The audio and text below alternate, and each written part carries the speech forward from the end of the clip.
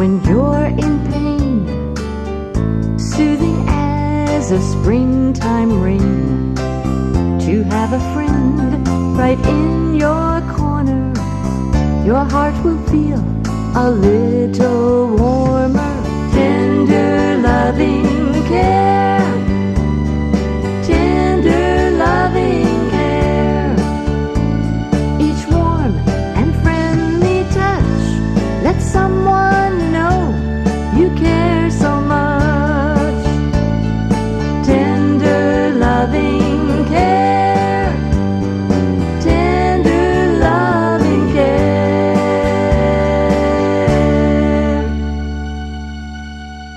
Good evening, I'm Dr. Greenbrier Almond, and thank you for joining us on our program, Tender Loving Care. Each week on Channel 3, I'm happy to talk about this interface between Christianity and medicine.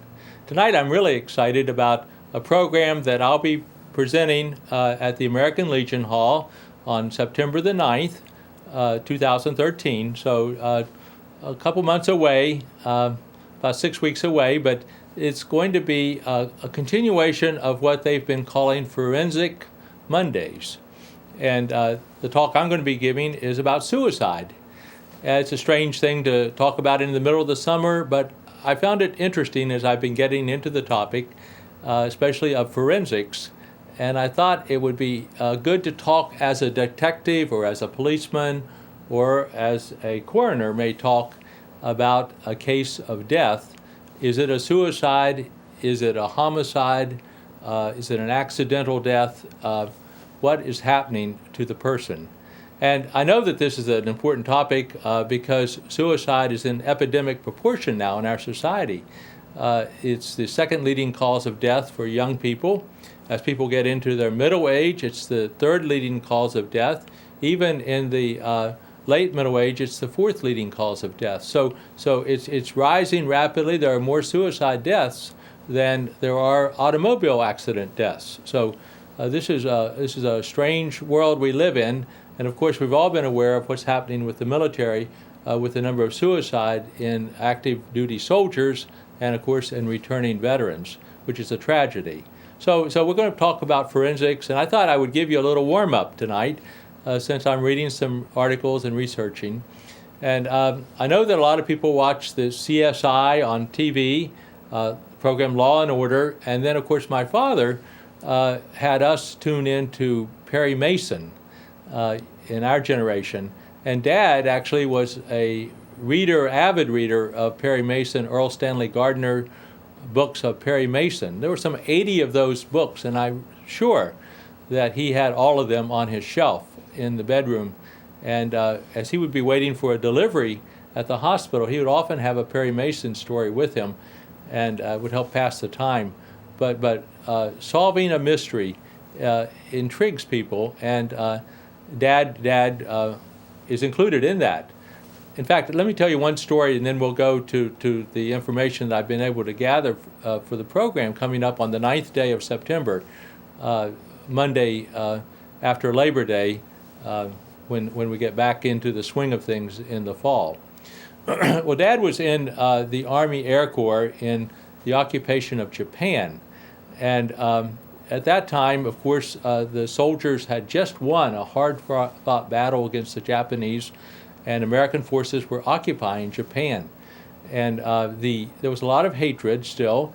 And so what happened, according to Dad, as he was telling me this story one day, there were a couple sailors who went to the armory where they had weapons stored, and they broke in, and they stole guns and ammo, and then they went down to the dock where the Navy had PT ships, and they stole a patrol boat, and they were going to attack a Japanese fishing village and kill people. They thought they were taking the war into their own hands. They were gun-ho about this because of their feelings. But of course, the war was over, and what they were doing was wrong. And so they were caught by the military police eventually, and they came up for a court-martial. But none of the usual attorneys who were there to represent due course of law, good defense, even if there's going to be a court-martial, everyone's has a right to a defense, and we're not guilty until we're proven guilty in a court of law. So the situation was set up, and no lawyer wanted to represent these sailors. They didn't want a blot on their record that they had lost a case. And so Dad volunteered. He said to himself, I've been reading Perry Mason since 1935. I'm familiar with what happens in a courtroom, at least through that, and I'm going to give a good defense to these men. And so, lo and behold, as the story goes, he got them off. He didn't expect this, but he went before the judge, and he said, Judge, these men cannot be guilty of what they're charged. Just think about it. We have the greatest army in the world, and we had soldiers guarding the armory where the weapons and the ammo are stored, and no one could ever steal from an army like ours. And the guards would not, the military police guards would not be asleep. They would be on duty. They would be alert, and it couldn't happen. And then furthermore, Your Judge, Your Honor, Dad went on to explain, when they went down to the dock to steal the PT boat, they could not do that. The Navy has their own protections and their own security, and no one would ever be able to steal a PT boat. So these men are not guilty of what they're being charged, because what they're being charged of is impossible to do. And the judge, of course, at this point is thinking about it, and he reasons out, well, if they did steal, and we have such a great army, this is going to be a blot on me. I'm the commanding officer here at this base, and so there he declared this did not happen. There has been no robbery. There's been no stealing.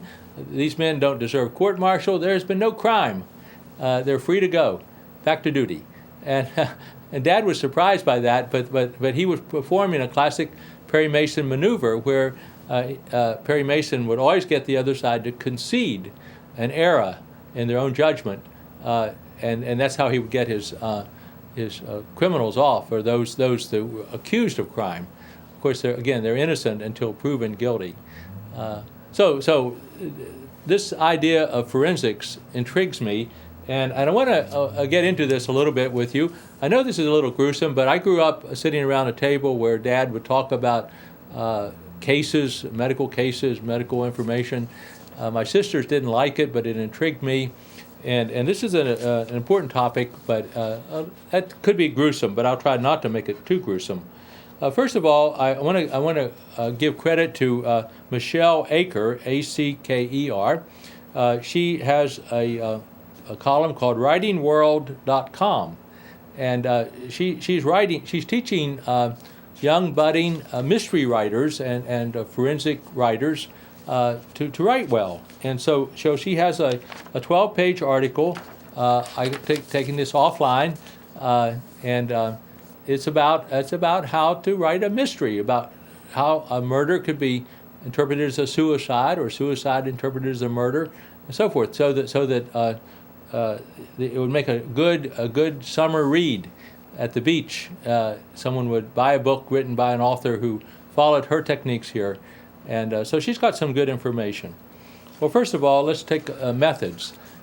Most of the suicides and homicides are committed with firearms in our country.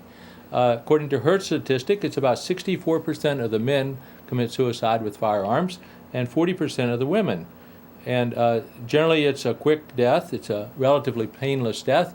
And of course, with the weapons that we have, people can get trained, and it doesn't take a lot of training. And of course, the weapon is fired at close range. But here's some things that, from a forensic standpoint, that it would be important to note. Where does the bodily injury occur? Well, of course, with a suicide, it'll be the chest or the head. I mean, no one could ever shoot themselves in the back or other body parts, and that would have to be thought of as a homicide. So that's one thing.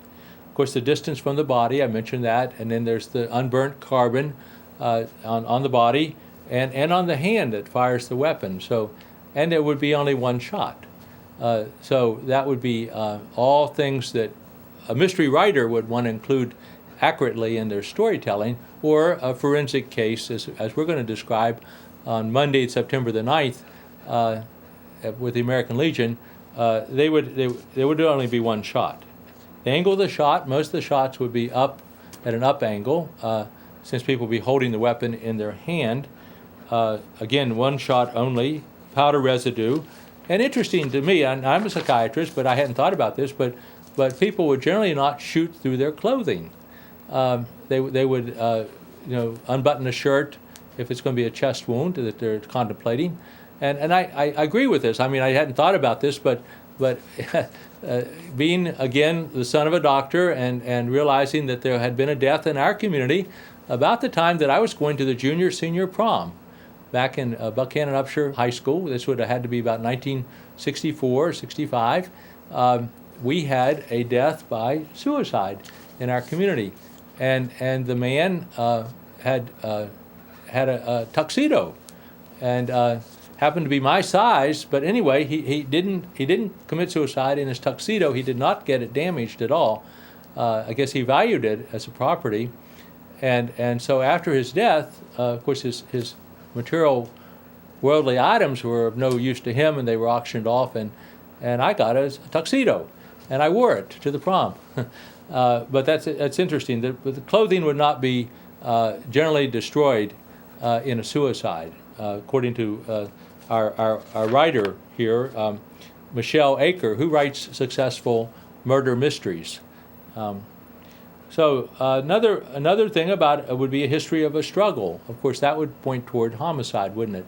And a history of a note would point toward suicide. Another method would be knives. Again, we don't see a lot of knife wounds here in America, but I was in the Philippines, and I brought this out in another program as I've been talking about this from time to time, preparing for our program on the 9th day of September, this Forensics Monday with the American Legion. But anyway, I was asking the prosecuting attorney on my wife's island, what does he prosecute? And he said murder. And he said, and I said, well, how do people murder? And they said by knives. And of course, what happens there is people would stab each other in a fight. Medical care is not readily available. The wounds bleed out, and people die. And then there's a murder to prosecute. So weapons of knives can be used, of course. So there would be ideas here separating the two out. I mean, for forensics purposes, there are defensive cuts. A homicide, there will be defensive cuts in the palms of the hands of the victim, of course, as they defend themselves. And one time I was a victim. I was in the 7th grade, and not a knife wound victim, but a bully. And this guy wanted to hit me. And what did I do? I defended myself. He wanted to hit me in the belly, so I defended myself. I tried to keep him from hitting me in the belly. And eventually I was rescued, and it turned out okay. But I understand, of course, if a person's found with a knife wound and they've been murdered or suicide, if they have wounds on their hands, they're defending themselves, and that makes sense. Number of wounds. Generally, of course, a suicide will be only one wound. There'll be only one gunshot wound. There'll be only one knife wound. An important bit of murder mystery information.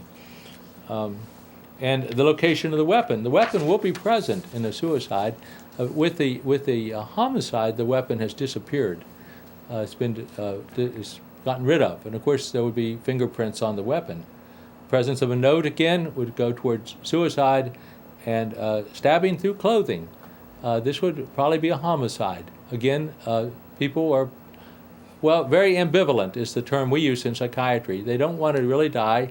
They don't want to harm themselves. They're tentative even as they cut on themselves.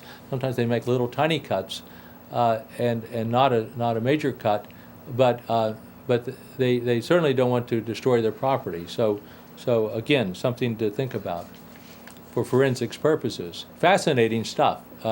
I know many of you all watch, as again, CSI, or you watch Law and Order, or in the past we had Perry Mason. So people tune into this type of thing. Hanging is another method, of course, of death, suicide or homicide.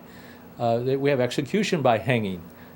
Usually, if those folks are falling more than 6 feet, and of course that's resulting in a neck fracture and a sudden death. But most people who hang themselves, and there's some 16% of all male suicides and some 13% of all female suicides, are by hanging. Usually they're on a chair and they're jumping a short distance, and so they have a choking death, but it takes a while. It takes a while for them to die. They have an inverted V-shaped bruise that forms because of the rope, and whether it's electrical wire, whether it's a rope, whatever they're using, inverted V-shaped bruise there, and that would be a giveaway. Some people, of course, are strangled by someone with rope, and that would be a lateral type wound. So again, a pathologist, coroner doing the autopsy will see the type of bruise and be interested in that. Interesting, there's a lot of bleeding. The arterial blood keeps flowing, even though the venous blood is blocked off, so there's some wounds within the mouth, within the eyelid, places like that, so some bleeding sites. So this is accidental strangulation, might be very rare, though we were taught whenever I joined, when I was going through medical school, and we got ready to go to the pediatric ward, I was advised don't wear a tie when you go in to take care of the kids. And why? Because the kid, some kid's going to grab your tie and pull on it, and of course that's going to strangle the doctor. And lo and behold, when I got to the pediatric ward, all the male doctors were wearing bow ties, and a bow tie will give way easily. It won't strangle anyone. And of course the females were not wearing ties or anything around their neck, no necklaces or anything like that, to protect themselves from children. But accidental strangulation is rare. Might happen with machinery, and so if there's a belt and someone's clothing is caught in the belt, then that could strangle them, of course. And that would be, from a murder mystery standpoint, that would be a setup where it could look accidental, but it could be a murder. So if a person's out there writing the ideal murder mystery for bestseller, something to think about. Drowning, another type of death, both suicide and homicide.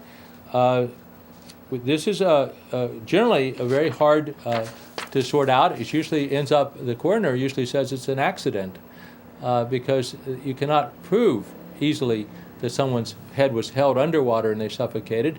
But people will not generally drown on purpose. I mean, that is for suicide. Once they begin to not breathe, their instinct to live takes over, and they fight to get to the surface and to breathe. One book I read years ago, I loved Jack London books, and when I was about in 7th grade, I started reading almost everything by Jack London, and he had one story about Seawolf, I think was the name of the book, but he was a sailor and he was contemplating suicide, and he knew that he was going to fight for air if he only went into the water a short way. So he determined he was going to dive off the ship and dive and swim as hard as he could straight down and keep swimming straight down so that he would be so deep in the water whenever he had to breathe that he couldn't get back to the surface, and then he would commit suicide. And according to the author and the way it was written, fascinating story, that's what happened to him. But drowning in shallow water could be accidental, it could be murder, probably not suicide. A suicide note, of course, could be present. And of course, as in other cases, struggle, evidence of other wounds would point toward murder. Poisoning, again, fascinating how we get poisoning into the forensics. A lot of people have, remember arsenic as a poison, a slow poisoning of killing someone. Poisoning is actually a fairly common method of suicide. 38% of females and some 15% of men commit suicide through poisoning. An overdose of drugs, usually in our culture, we have an epidemic, by the way, and I've talked about this on other programs, an epidemic of overdose deaths in West Virginia. Opioids, benzos, alcohol. Usually those three in combination And the opioids are the leading cause right now, as we have an epidemic of people wanting to take pain pills, perhaps for recreational purposes. They don't understand the potency of what they're taking, and of course they take enough to stop their breathing, and they die. And so it's a tragedy in West Virginia. We are the second worst opioid death, and the worst in the nation is New Mexico. But West Virginia is the second worst out of 50 states. So this is a tremendous issue, poisoning. And I'm sure we'll talk more about this at Forensics Monday, September the 9th, at the American Legion. It was very popular in murder mysteries. And poisoning can be found in almost anything, plants, food additives. You can think about how this could be done. Again, there's in mystery stories and so forth, nurses injecting insulin and killing the patient is part of a story. Using something like potassium, injecting potassium into a person and they die, but the evidence is not there for murder.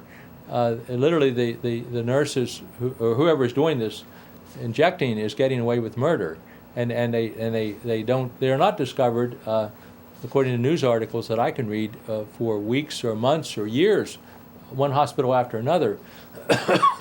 There's a chain of death that follows a certain employee, because these are very, very hard to track down, depending on whatever's the poison is that's being put in. So a popular form of death by poisoning. Certain poisons, of course, could be suicidal.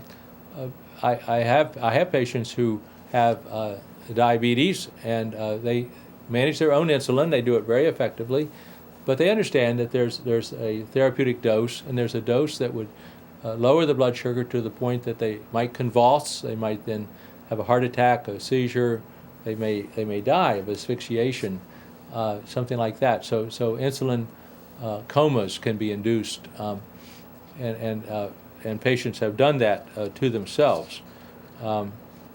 The other things that are out there that people do, and probably accidental, but on college campuses, people drink too much alcohol.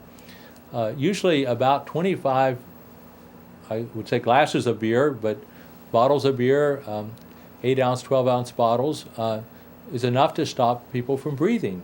And so some people with drinking too much too quickly stop breathing and they die. And this is a tragedy on our college campuses. Mostly accidental, but obviously some people who, if they were leaving a suicide note, or if they were leaving evidence that they were despondent, that they had been drinking more, not studying, that their schoolwork is going downhill, this may be a part of a suicide plot, plan, whole sequence. I would think some people, by their own behavior, are suicidal in their lifestyle. People who I had a friend. I'll say he's a friend. He was a veteran. Certainly knew him a long time. Took care of him as his doctor. But in this particular incident, he bought a motorcycle. He didn't tell me what he was doing. And I understand many people like motorcycles, and I've ridden them, but I consider them dangerous due to the head injuries and don't want to ride them for myself. But anyway, he bought one. He probably knew I would try to talk him out of it if he had told me this, but this was the largest one that he could buy, and it was more than he could handle, I believe. And he was driving for the first time or second time that he had driven it, and he hit a telephone pole, had injuries with internal bleeding. He died before he could get to the hospital. He was being life-flighted to the hospital, but he had internal bleeding. A tragedy. So I would say suicidal lifestyles are out there. Some people seek excitement that way. Of course, people who begin to smoke and then they realize that smoking kills. There's emphysema, there's bronchitis. The inability to breathe is a horrible, horrible thing. I mean, suffocation slowly over 30 or 40 or 50 years is horrible. Black lung is horrible. We see this with our coal miners. Disease caused by pneumoconiosis, working in the mines. And but I would say, at least in some cases, forensically, we have to think that smoking is suicidal behavior because we know the consequences. We know about cancer. 20 years of smoking a pack a day. Of course, people smoke 2 packs a day, then get there in 10 years. But anyway, beyond 20 years of smoking a pack a day, or pack years as it's commonly called, then that's a setup for having a cancer, often a lung cancer, and then of course death. So people have induced that in themselves. Perhaps not overtly saying that they're suicidal, but at some subconscious level acting suicidal. You can go on and on. You could think about overeating, obviously. We used to have a story when we were a kid. Mother would read it to us, and Dad, I think, read it to us several times, but it's about a little boy who gets into the donuts, and he's eating so many donuts that he pops. I mean, I can't imagine the illustrations to that book now. I'd like to go back, maybe get that out of the library and look at that, how they illustrated it. But anyway, he kept eating and blowing up, and he takes so many donuts. And gluttony would be a form of one of the 7 original sins, and people who did that were, if you wanted to say that, suicidal, because the wages of sin are death, to tie in a scriptural principle to our program, Tender Loving Care, which we always do on this program, Tender Loving Care, where we look at that interface between Christianity and medicine. Well, I hope this wets your whistle a little bit. I give credit to writingworld.com, to Michelle Aker, for a fine analysis of mystery writing, whether it's suicidal, homicidal, and forensics. I hope that if you're interested in this, you come out to the program. It's open to the public. I would welcome a crowd. I'm going to try to give handouts and talk interesting things. The 9th day of September 2013. Well, until the next time, this is Dr. Greenbrier Allman thanking you for joining us on our program, Tender Loving Care. Special thanks to Channel 3 for this opportunity to come your way each week. Stories of a West Virginia Doctor, written by Dr. Harold D. Allman. A collection of 55 short stories about his experience as a small-town doctor in central West Virginia. And Tender Loving Care, Stories from a West Virginia Doctor, Volume 2, written by Dr. Greenbrier Allman, using videotapes to write 70 additional stories of his father's very colorful life as a small-town doctor. They can be found for purchase at Amazon.com and most local bookstores. Tune into Channel 3 Buckhannon for Tender Loving Care with Dr. Greenbrier Allman, where he talks about the connection between Christianity and medicine.